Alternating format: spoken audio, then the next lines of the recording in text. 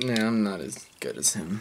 You're watching the Joe Sonis song-by-song review of Overexposed by Maroon 5.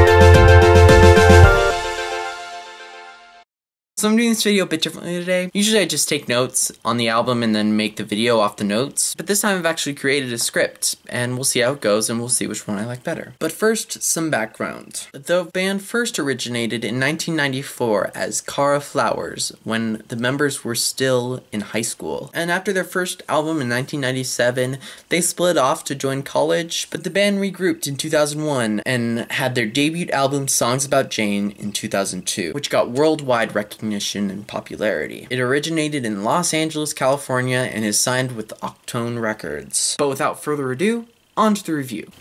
That rhymed. Song numero uno is called One More Night. I'm pretty sure you've heard this on the radio before, and it's got a catchy beat, and I like listening to it. It's got kind of a hipster feel, and it's obvious what it's about. About how we can't stop loving this girl and partying with her, basically. It's pretty one-dimensional, which is fine by me. Like, I like playful one-dimensional songs. Not all songs have to be super deep and meaningful. The second one you've probably heard before too. It's called Payphone. I'm at a payphone trying to call home. Anyway, so I've read some reviews on iTunes, and lots of people agree with me that the rap part of this song is pretty suckish. It doesn't fit with the song at all. It also follows the same pop formula as any of the other ones, you know, like a catchy beat, consistent chord progression. The third song in the album is Daylight, and you've probably heard this one also. Lots of very popular songs in this album. The meaning is similar to One More Night, but a bit more inspired. I think the chorus and the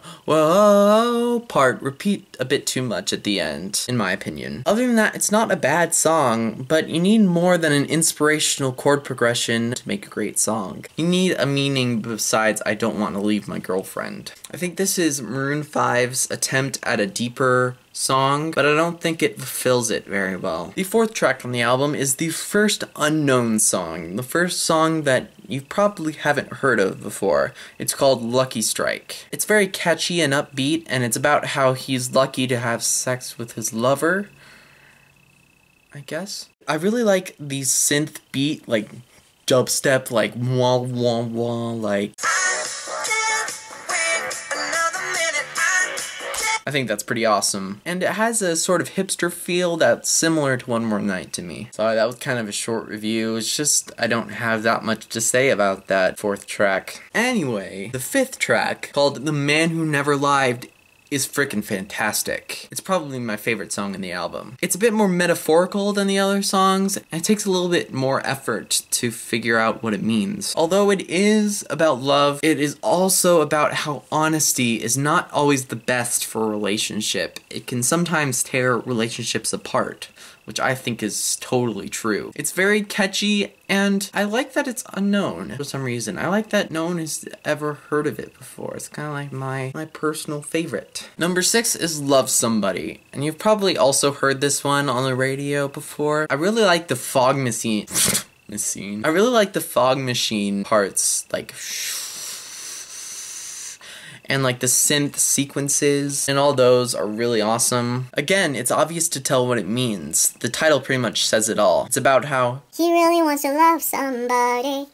He's gonna tell us every single day. But other than that, nothing really special or memorable about this one. Okay.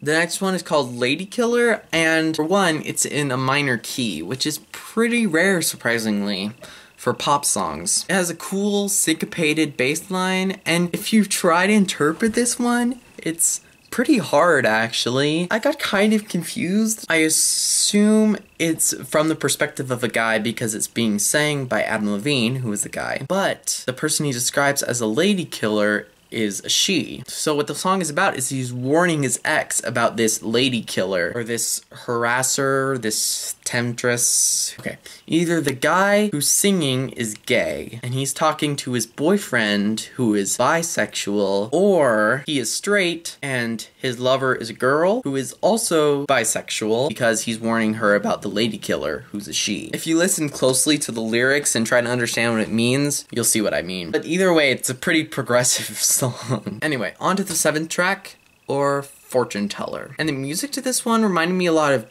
dubstep, like the womp womp womp parts. It's a lighthearted song with a good moral about not caring about what's gonna happen in your future and living in the now all the time. I like the chorus and the bridge leading up to the final chorus. Like, I never know how the future will go. I don't know what to I really do. like this part.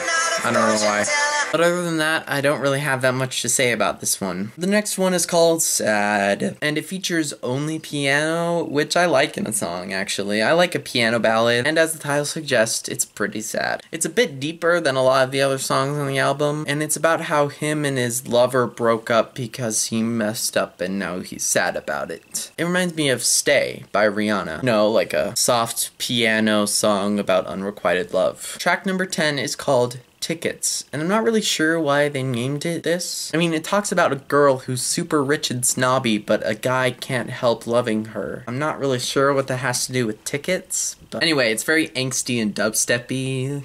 Dubsteppy? That's totally a word.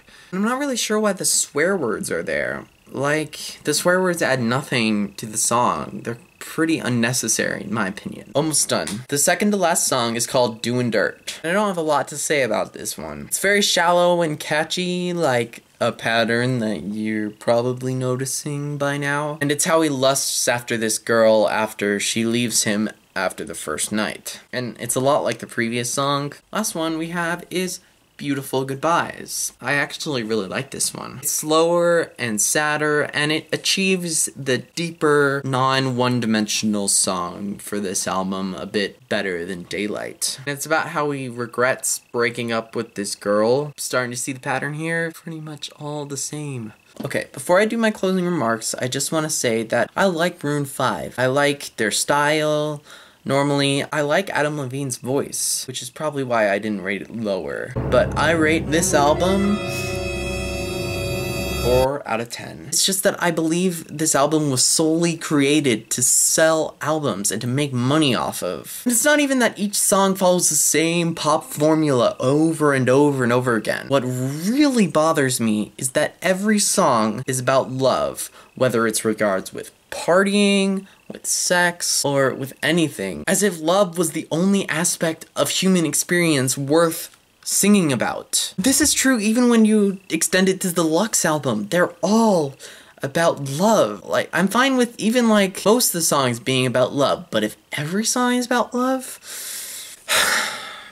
My favorite song is The Man Who Never Lied, and my least favorite song is Doin' Dirt. So as always, tell me in the comments section in my pants whether you agreed and what album I should review next. Until next time, peace. Also in the comment section below, tell me if you like this scripted video better than my past 3 non-scripted videos. This video was smoother to film and edit, but it took a surprising amount of time to write the script. Check back to see my next review of One Republic's Native. See you then.